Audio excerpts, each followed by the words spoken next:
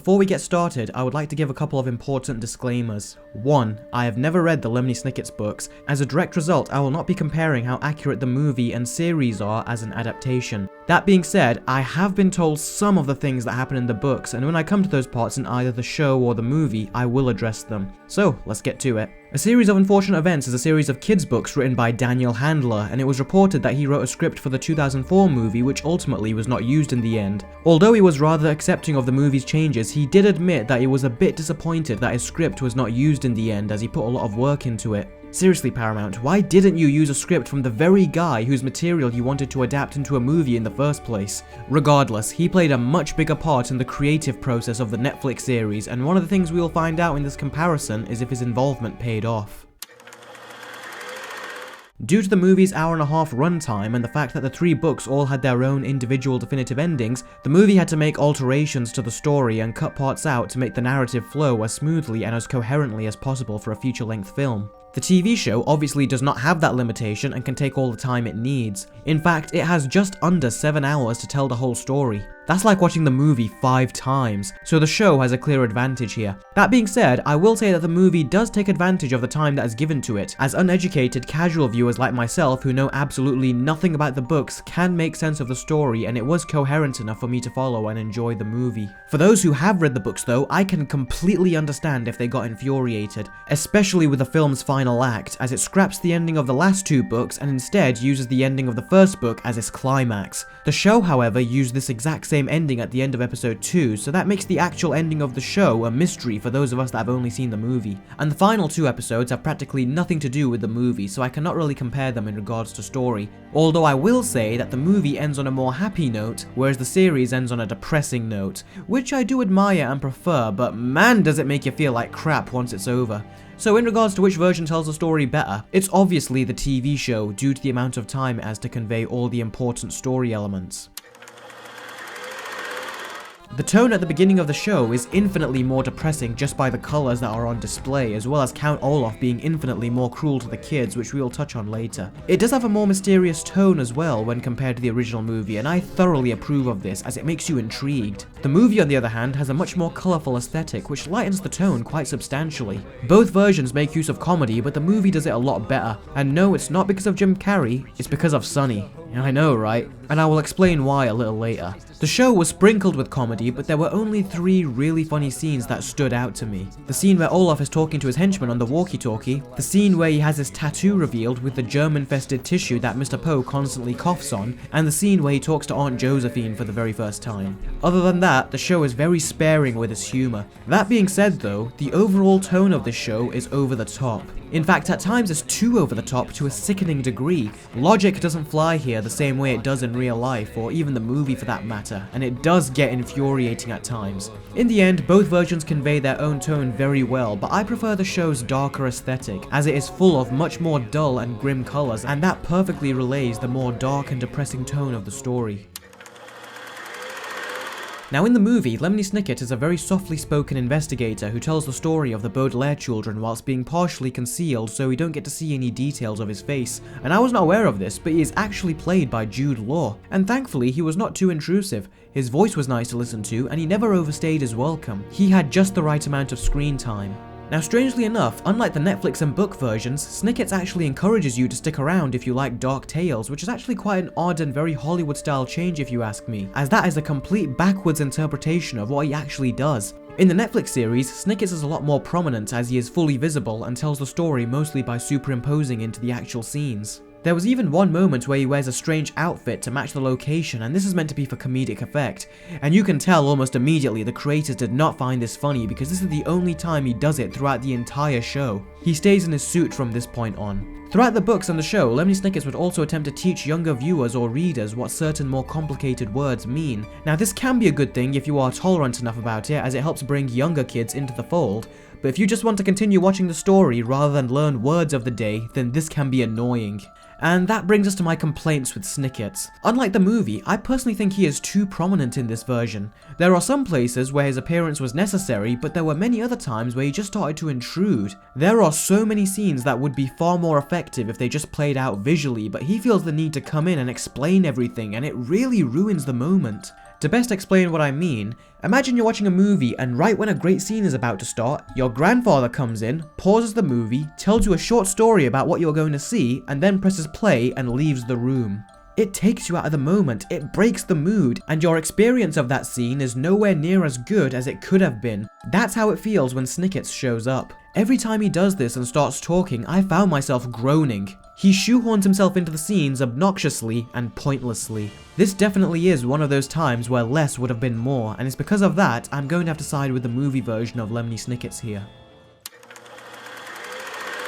Now when I first saw Neil Patrick Harris in the Olaf makeup, I did not like it at all. The reason why is because I could easily recognize his face through all the makeup and it broke the illusion to me. And this is largely because Jim Carrey's makeup in the movie was unbelievable. I mean, it looked so good that you couldn't even tell it was Jim Carrey unless you look at his eyes and mouth. His face just lends itself really well with makeup and it seamlessly blends and becomes one. With Harris, that was not the case. My first impressions is that he looked more like the BFG than Count Olaf. However, I can say that by the time I finished watching episode 1, I got used to his look and I thought he was fine. After that, I got into his performance and blimey, this is a completely different Count Olaf to the one in the movie. In the movie, it was just Jim Carrey being Jim Carrey while simultaneously playing a creepy stalker. It's just another Jim Carrey performance, so when he says things, you don't take them as seriously as you should. And despite his bad intentions, you seem to gain a liking to Olaf in the movie, and that is because Jim Carrey is such a charming, over-the-top actor, and we have always loved him for that. And although it lends itself to a fun performance, it completely misses the mark with regards to Olaf's character. You are not supposed to like him, you are supposed to loathe him. With Neil Patrick Harris, as the episodes go on, you progressively hate this guy. I mean, take this scene from the movie. Goodbye, kids. It's been fun. I'm going to get you no matter where you go, no matter what you do, I'll find you. You are so deceased. And then compare it to this scene. We'll never touch our fortune. Klaus, I'll touch whatever I want. Yeah, it's much more threatening, isn't it? On top of that, Olaf constantly threatening to kill or cut the baby's toe off with his knife if the kids don't come with him especially adds to his deranged characteristics. His disguises are also a lot more creepier, whereas with Jim Carrey they looked too obvious. That being said, if Olaf's disguises in the movie were too obvious, they were too obscure in the show. I mean, in real life it would take me a good few seconds to realize that this is Olaf, whereas with Jim Carrey you can tell it's him almost immediately. His disguises are a lot more convincing though, and I especially like the way he breaks character to the kids and attempts to attack them whilst in costume. That is something Jim Carrey's version didn't do. That being said, his reaction to the kids seeing through his first disguise was non-existent in the show, which is a shame because I love Jim Carrey's reaction when the kids immediately caught on to his disguise in the movie. In regards to which Olaf is more threatening, I would say that easily goes to the Netflix series, although I will say that they are both creepy in different ways. But still, I think the Olaf in the show is overall more accurate to his character in the books and is a lot more in tune with the deranged, greedy madman who will do whatever it takes to come after these kids. And his methods of persuasion are a lot more twisted in the series. I will say though, for the sake of comedy, this Olaf gives himself away too many times. And I will go and find the children who you say have hidden themselves in the reptile room because you chased them up and down the staircase with a knife. A simple misunderstanding. The only reason he has not been figured out is because all the adults in this world are stupid. Some more than others. But that is still no excuse for him to keep giving himself away though. I mean, come on man, you're making this guy look smarter than you.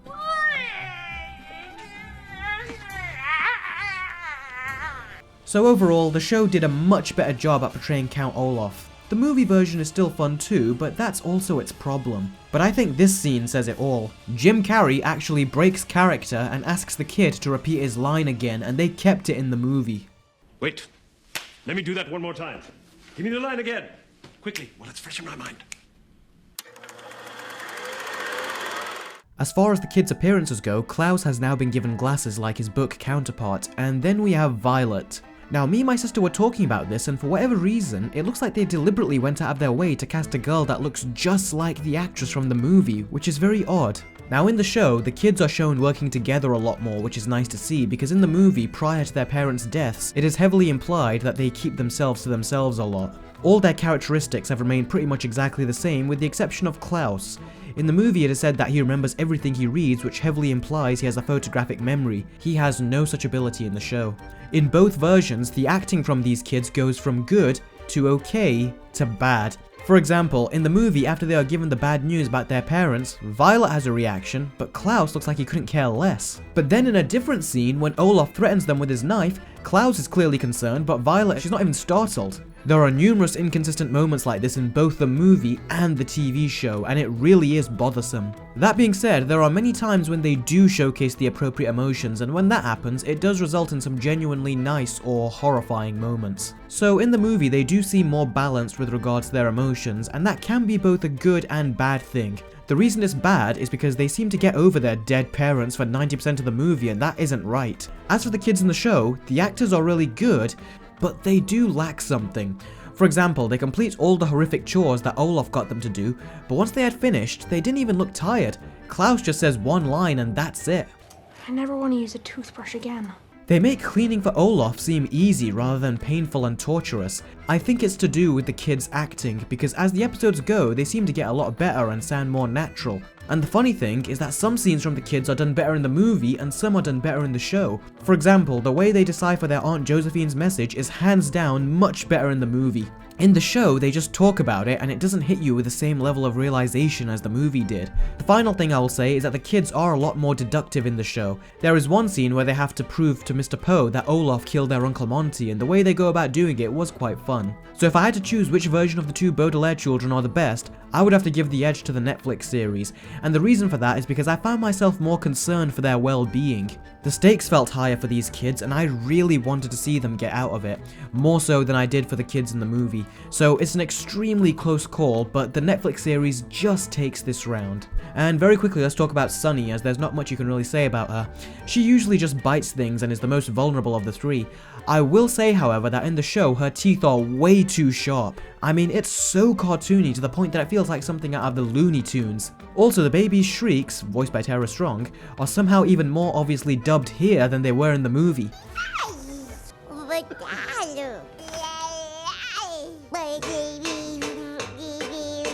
Not to mention that in the show, Sunny would say things that are more like observations rather than remarks. In the movie, everything she said was for comedy, and it seemed to fit her immature, childish personality a lot more. Soda, banana.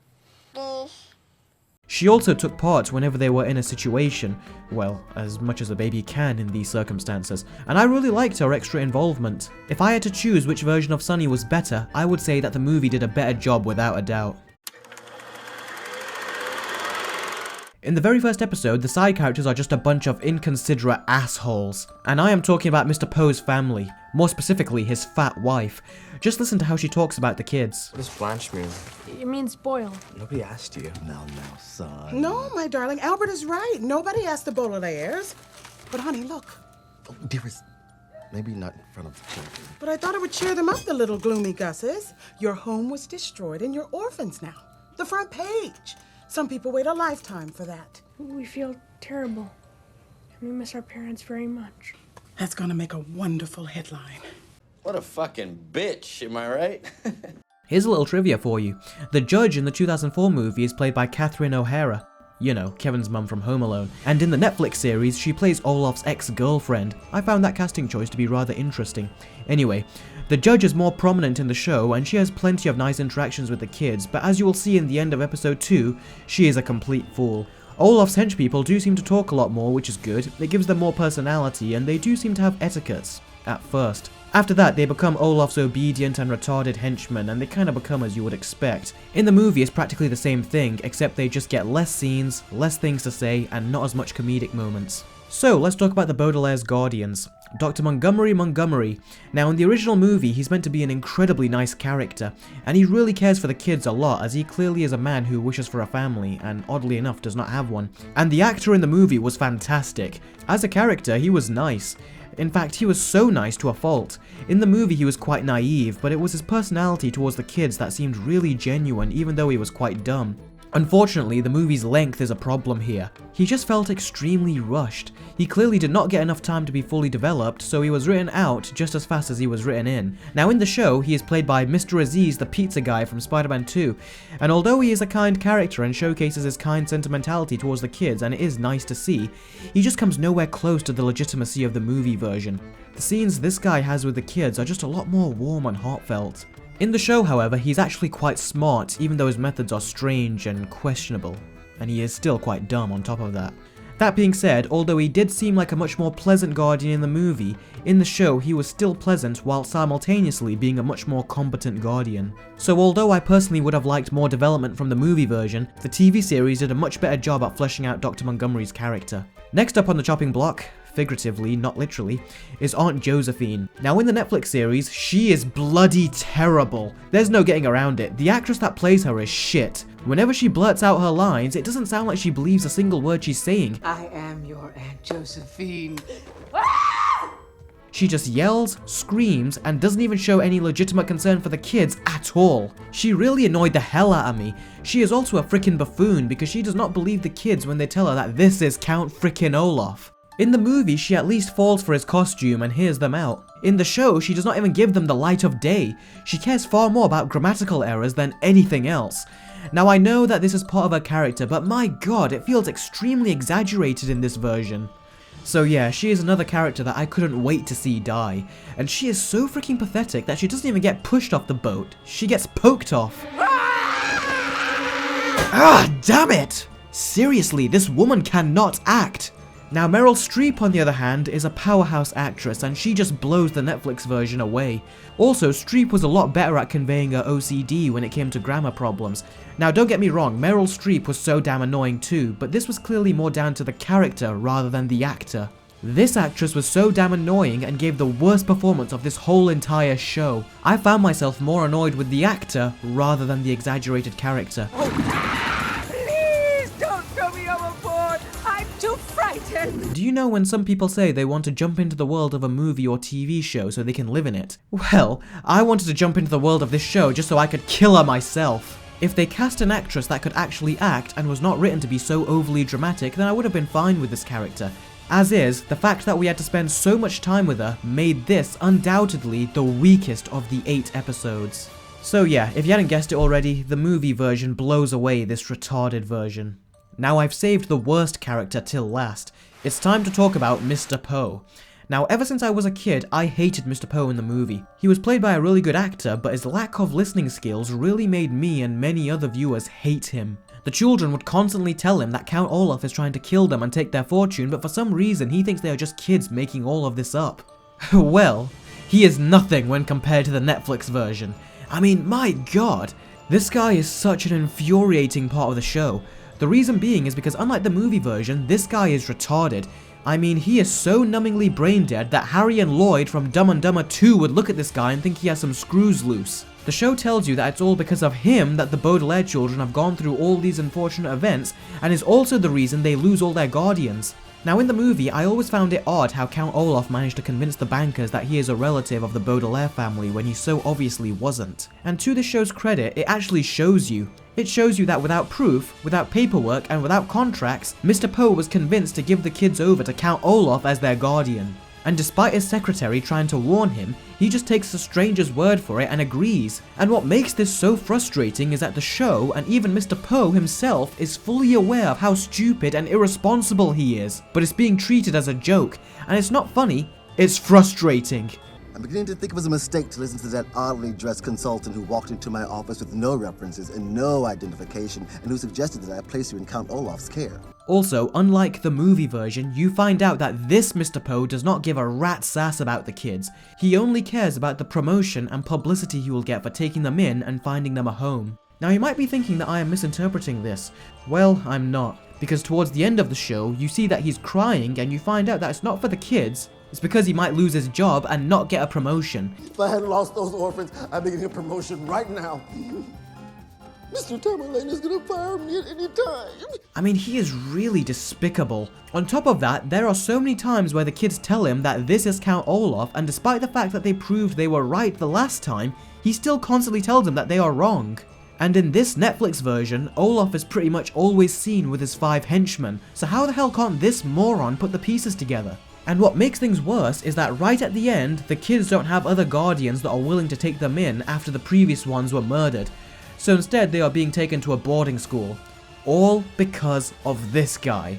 But at least he gets his promotion at the end, right? That's what he deserves after ruining so many people's lives. Seriously.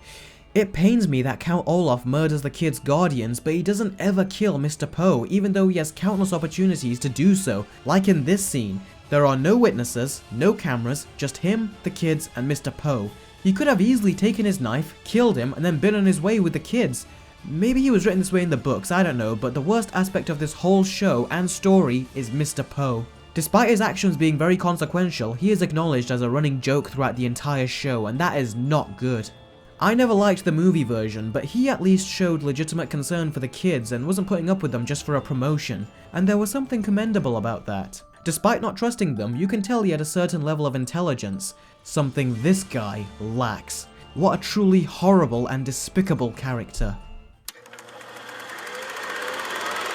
Now the show has a very low budget, and to be honest, I was fine with it. They definitely did what they could, and I found myself rather impressed with the visual style they went with. But I swear, episode 6 felt like it had its budget cut in half because it was all over the place. I mean, in multiple scenes, the green screen effect was so bad that I swear I have seen more convincing effects on YouTube. It is just unbelievably cheap at times, not to mention at points you could clearly see that they were holding a doll instead of a baby. It really made this scene laughable. The same goes for this CGI nightmare-inducing puppet. Overall, the effects did their job, and I do admire them for making the show look as good as it does with such a low budget. Now, the movie obviously has much more capable resources at its disposal, and although some CG effects look great, others just look bad. They are definitely not the worst effects out there, but they could have easily been improved. For example, I can easily think of another safe way they could put the real baby in this shot without resorting to CGI. But yeah, it comes as no surprise here that the movie is the clear winner in regards to its effects. So overall, which do I prefer? My childhood nostalgic original movie or the new TV series? Well, I think it's no competition, the Netflix show. I am just shocked as to how much was cut out of the original film. When you take into account the amount of story that is missing, the film does not even count as a recap to the books. It's entertaining, don't get me wrong, but in comparison, you don't feel the same sense of dread for these kids like you do in the show. You do get invested with the kids in the film, but the obvious benefit of spending significantly more time with them in the series really makes you care and feel for them a lot more. Not to mention that they have a committed maniac who is constantly on their backs as opposed to Jim Carrey. That being said, you can definitely rewatch the movie version more, but that's because it's an hour and a half as opposed to 7 hours, and you have a Jim Carrey performance to enjoy. But the Netflix series definitely is, without a doubt, the definitive version, and it was great. I cannot see myself rewatching it though. It's one of those shows that after the first viewing, you really don't want to watch it again. Watching kids go through all these horrid events is not pleasant, and is quite disturbing, especially when you know where they end up. There are 10 books left, and that means there are plenty more stories to tell. After seeing the show, does it make me want to read the books? Well, no. The reason why is because unlike the Harry Potter franchise, these stories can be told in their entirety on Netflix, and I would rather watch the story being told visually than in book form. So, final scores. The 2004 movie gets a 7 out of 10, and the show gets an 8. It was a fun time watching these two different adaptations, and an even greater time making this video. Thank you guys very much for watching. If you liked this versus video, then comment below with other requests and I will compare other adaptations of movies, games, or even TV shows. And even though we all know the winner to this, if I get enough requests, I will eventually make a Ghostbusters vs Ghostbusters video. If you want to see that happen, then please do share this video. And the more requests I get, the more likely I will put myself through this torture. I have left a click to tweet link in the description to make things easier for you guys. Thanks again for watching, and I'll catch all of you next time. Take care.